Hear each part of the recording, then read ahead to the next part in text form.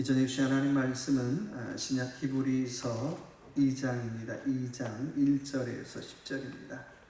신약 353회입니다.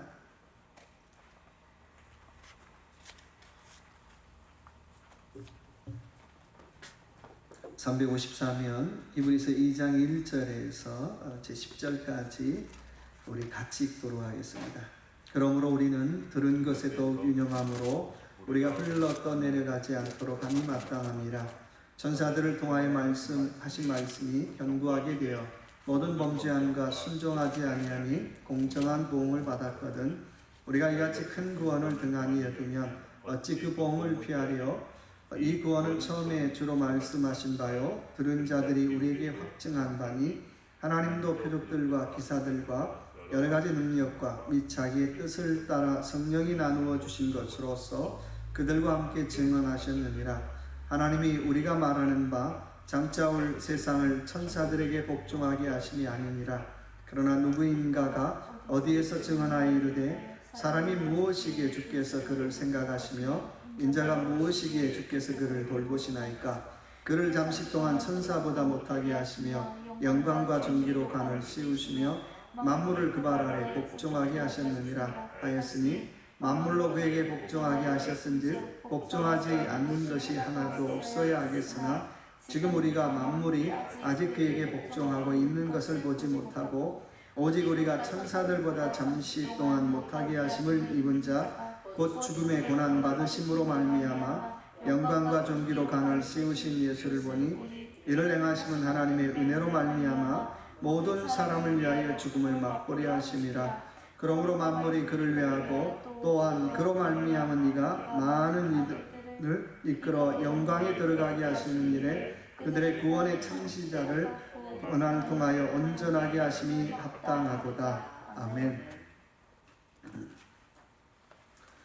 주신 말씀 가지고 믿음을 지킵시다 라는 말씀의 제목으로 주신 은혜 같이 나누기 원합니다. 15분이라고 하는 연극이 있습니다.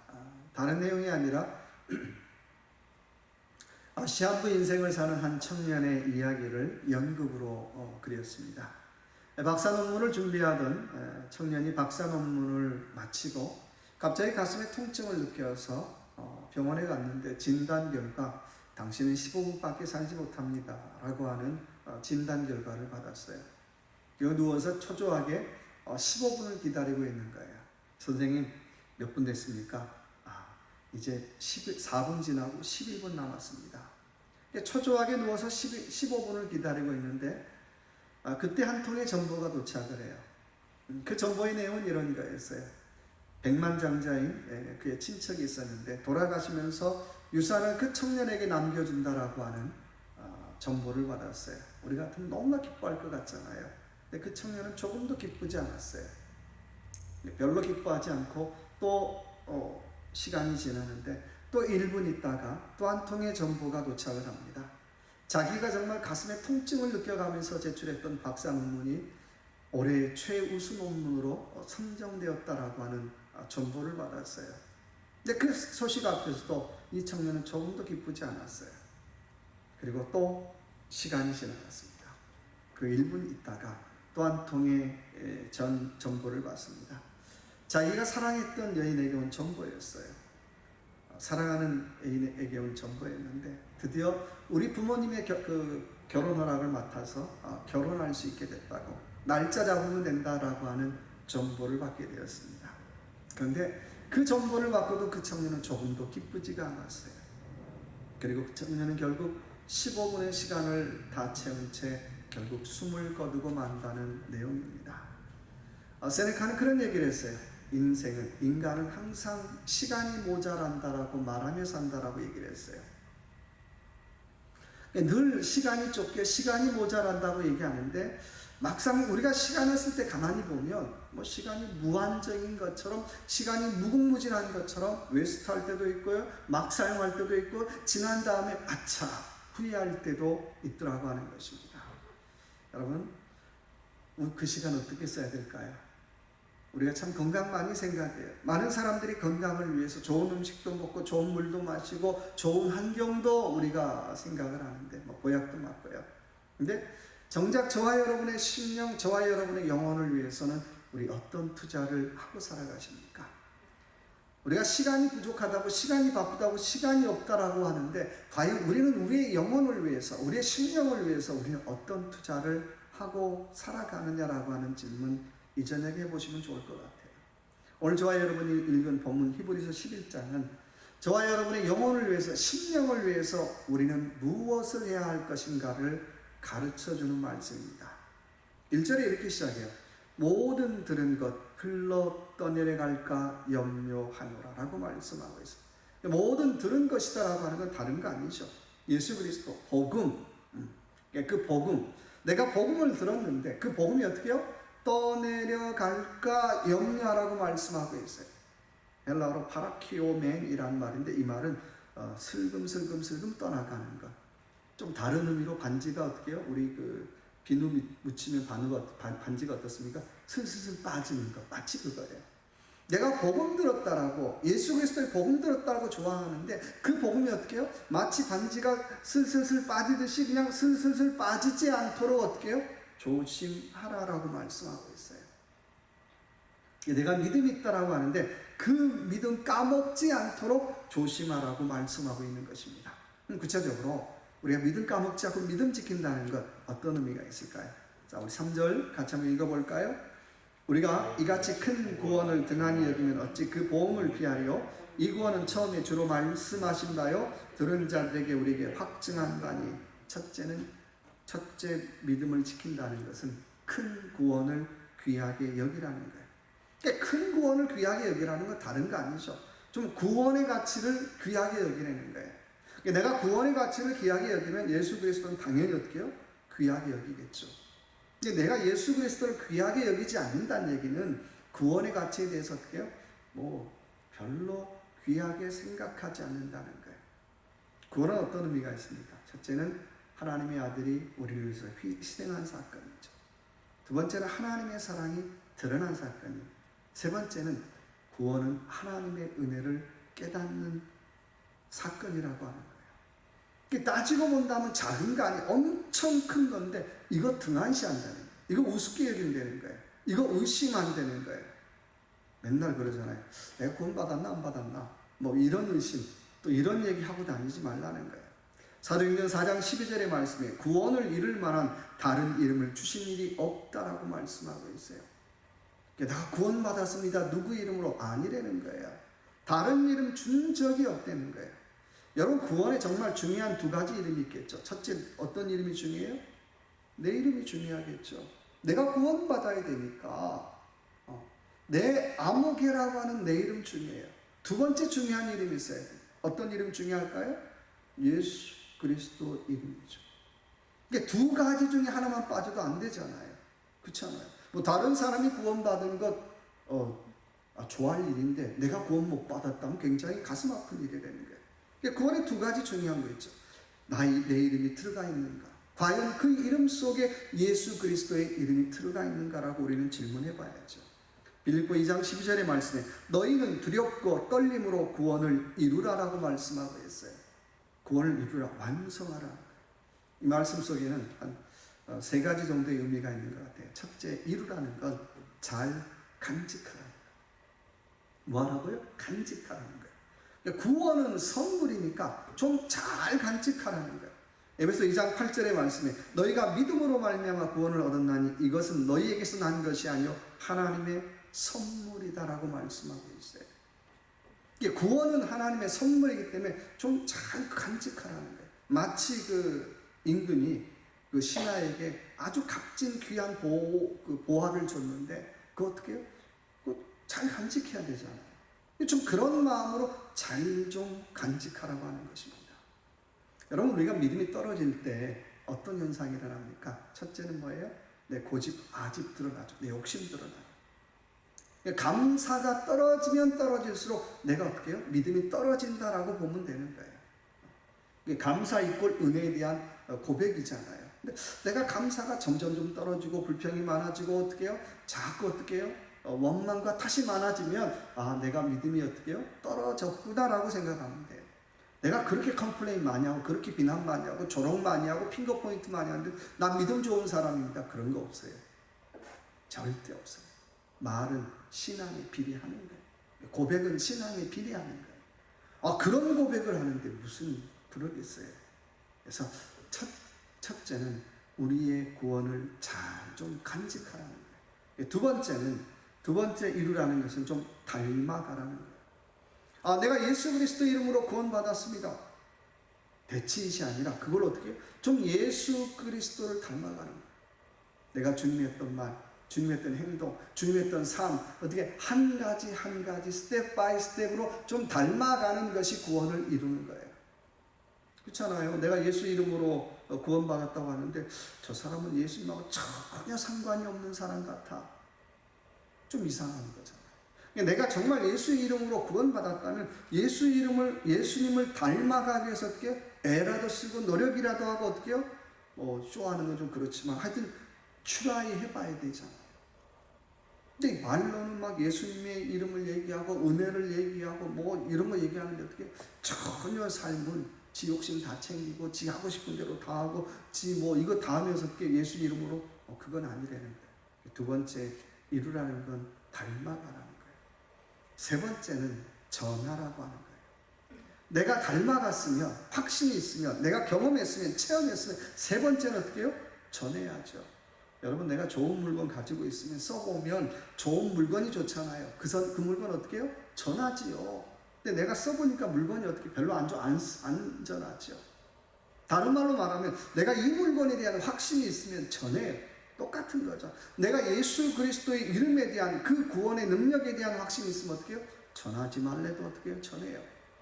하나님의 은혜에 대한 확신이 있으면 전하지 말래도 어떻게 해요? 입만 열면 하나님에게 위선적으로 그런 게 아니라 저 사람 진짜인 것 같아. 진짜인 것 같아. 좋으면 전하죠. 은혜 받으면 전해요. 감동 받으면 전해요. 근데 내가 왜 안 전할까요? 내가 감동을 못 받았어요. 내가 그만큼 은혜가 안 된다는 거예요. 예수 그리스도의 이름에 대한 확신이 없다는 거예요. 하나님에 대한 확신이 없다는 거예요. 하나님 어떤 분입니까? 영적인 내비게이션이잖아요. 근데 마치 내가 좋은 내비게이션 하나 샀어요. 근데 별로 확신이 없어요. 안전하죠. 선전 안 해요.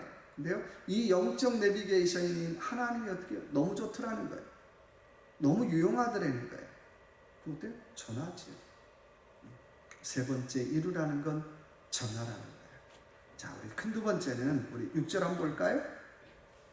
그러나 누구인가가 어디에서 증언하여 이르되 사람이 무엇이기에 주께서 그를 생각하시며 인자가 무엇이기에 주께서 그를 돌보시나이까. 두 번째 믿음은 그리스도의 사랑을 잊지 말라는 거예요.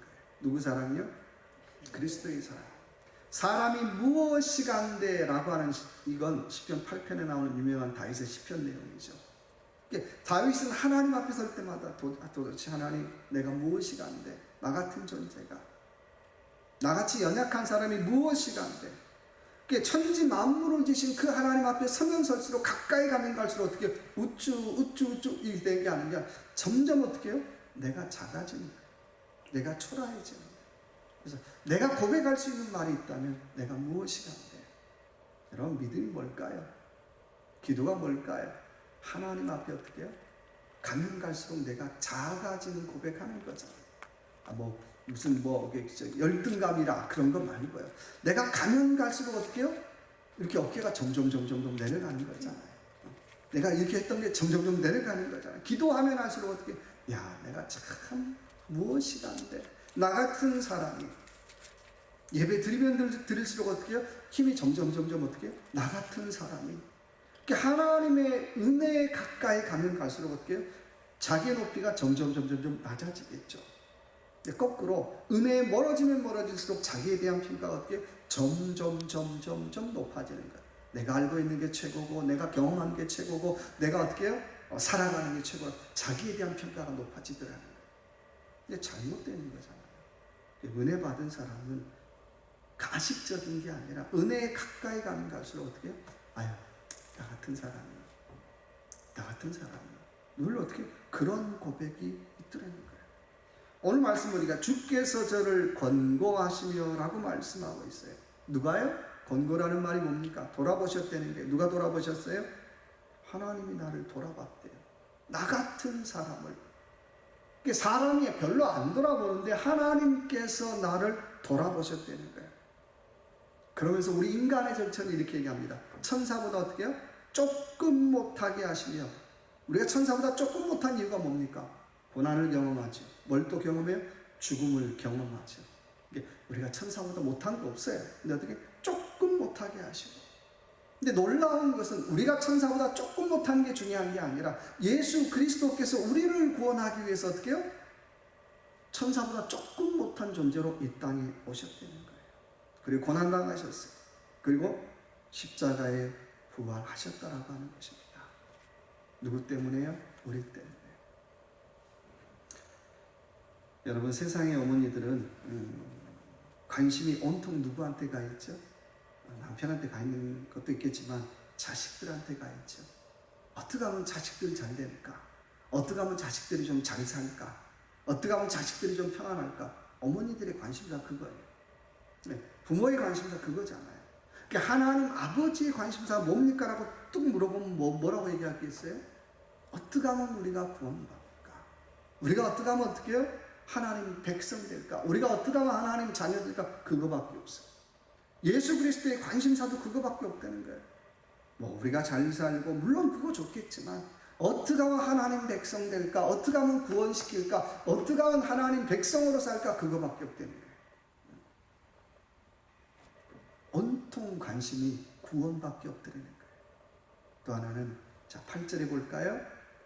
만물을 그 발 아래 복종하게 하셨느니라 하였으니 만물로 그에게 복종하게 하셨은즉 복종하지 않은 것이 하나도 없어야 하겠으나 지금 우리가 만물이 아직 그에게 복종하고 있는 것을 보지 못하고. 만물을 누구한테 복종했다는 거예요? 그에게 복종하게 하신. 누구한테? 예수 그리스도에게. 세상의 모든 주권이 다 누구한테 가 있다는 거예요? 예수 그리스도. 세상의 모든 주권을 회복시키신 분이 누굽니까? 예수 그리스도. 이 땅에, 인생에, 우리의 삶의 영적인 터닝 포인트를 주신 분이 누굽니까? 바로 누구예요? 예수 그리스도죠. 가만히 한번 우리의 삶 가만히 한번 보세요. 내가 예수 알기 전에는 우리의 주인이 누굽니까? 죄죠. 마귀죠. 사단이죠. 죄의 주권 아래 살면서 계속 내 욕심대로, 내 욕망대로 살아갔던 내가 이제 어떻게 해요? 예수 그리스도의 주권 아래 사는 존재로 바꾸더래요. 그렇다고 내가 죄 안 지는 거 아니에요. 여전히 내가 욕심대로 살고 또 어떻게 내 욕망대로 살다가 아차차차차 그리고 어떻게 다시 한번 또 터닝 포인트. 그렇죠? 그런 인생의 터닝 포인트를 주신 분이 바로 예수 그리스도라고 하는 것입니다. 죄가 갑인 세상에 은혜가 갑인 세상으로 바꿔줬다는 거예요. 죄 따라 살던 우리가 은혜 따라 살아가는 우리 인생으로 바꾸어 주시더라고 하는 것입니다. 코로나 시대에 우리가 잃어버린 건 너무 많죠.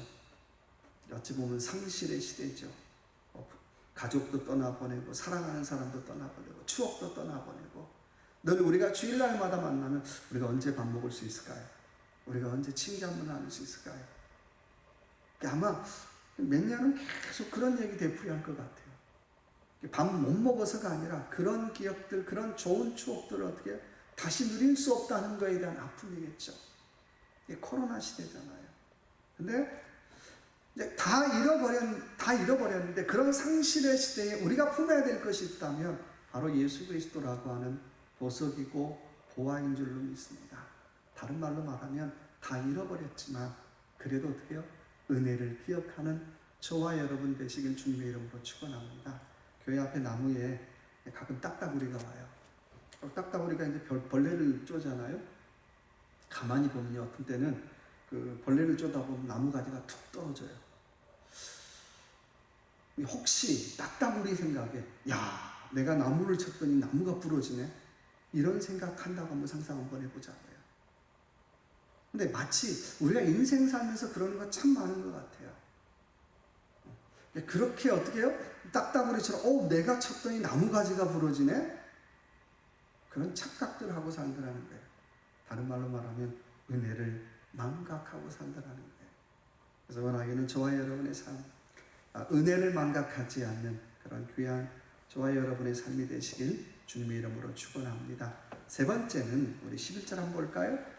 거룩하게 하시는 이와 거룩하게 함을 입은 자들이 다 한 근원에서 난지라. 그러므로 형제라 부르시기를 부끄러워 아니하시고 라고 말씀하고 있어요. 세 번째는 우리는 그리스도의 형제라고 하는 거예요. 브라더 시스터의 의식이 있느냐라고 하는 거죠.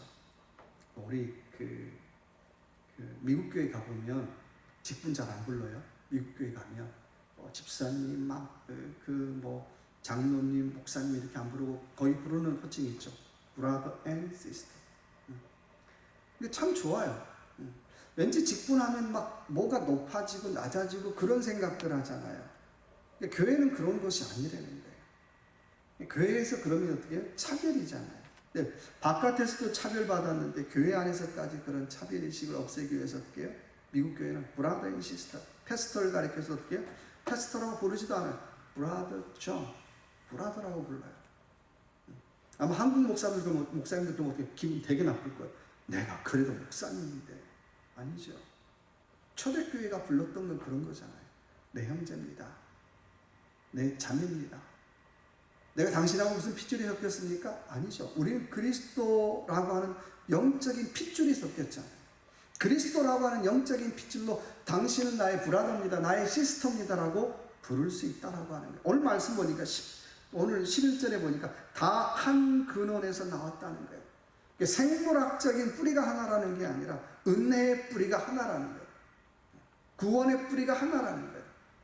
우리가 예수님 다르면 예수님이 예를 들면 구원이 이것저것 다 다른다고 우리 다를 수 있겠죠. 구원이 하나잖아요. 예수 그리스도라고 하는 영적인 뿌리가 하나고 은혜가 한 뿌리이기 때문에 우리는 기꺼이 어떻게 해요? 그리스도 예수 안에서 브라더 앤 시스터라고 얘기할 수 있다고 하는 것입니다. 그런데 중요한 건 우리 안에 얼마나 그런 브라더 앤 시스터의 의식이 있느냐는 거예요.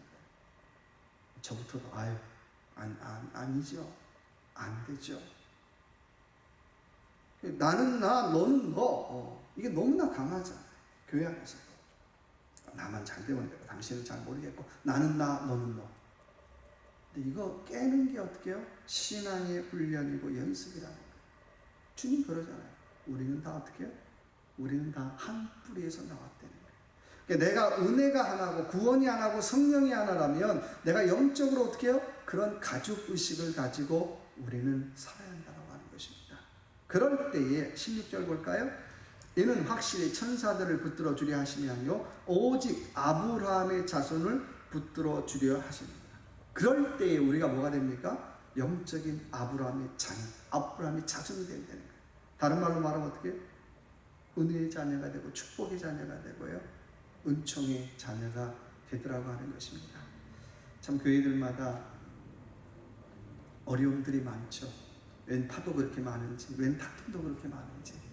정말 우리 안에 필요한 것이 있다면 우리가 한 은혜의 뿌리를 가지고 있지, 한 구원의 뿌리를 가지고 있지, 예수 그리스도라고 하는 한 은혜의 뿌리를 가지고 있지라고 하는 그 마음 다시 한번 회복을 해야 된다라고 하는 것입니다. 그래서 다시 한번 우리 안에 있는 또 이 한 뿌리를 가지고 우리 안에 있는 형제의식, 자매의식을 회복하고 살아가는 그런 저와 여러분의 삶이 되시길 주님의 이름으로 축원합니다. 한번 이 시간 같이 한번 기도하길 원합니다. 하나님, 내가 정말 구원의 큰 은혜 받았는데 이거 귀하게 여기며 살기를 원합니다. 하나님, 정말 이 귀한 은혜 내가 좀 나누며 전하며 살기를 원합니다. 한번 이 시간에 같이 한번 주여 한번 해주시고 같이 한번 기도하겠습니다.